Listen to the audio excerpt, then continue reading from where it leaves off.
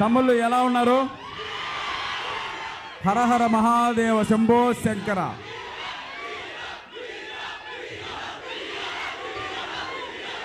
తమ్ముడు చూడ్డానికి అర్జున్లా ఉన్నాడు, అట్లట్లాగా, కానీ టైటిల్ భీమా అని పెట్టారు. గుద్దితే మామూలుగా ఉండదు గుద్దులు ఈసారి చెప్తున్నాను. ఉండరా,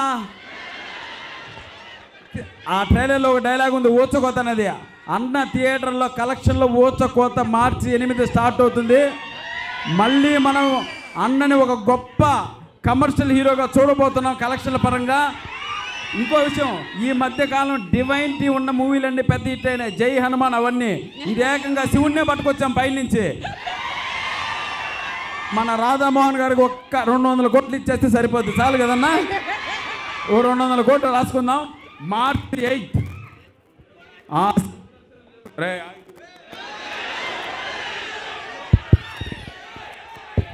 మార్చి 8 ఆ శివుని దర్శనం చేసుకొని డైరెక్ట్గా వచ్చి భీముని దర్శనం చేసుకోండి, అదిరిపోతే.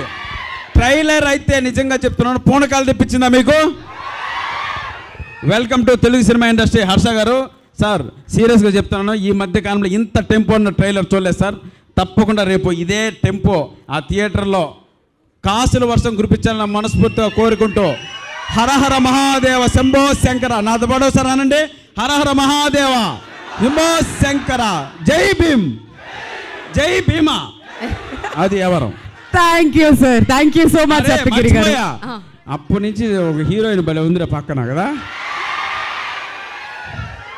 వెళ్ళేటప్పుడు నెంబర్ ఇస్తా, సరేనా? ఆ తర్వాత ఫోన్ చేసి మాట్లాడుకోండి. ఎల్లో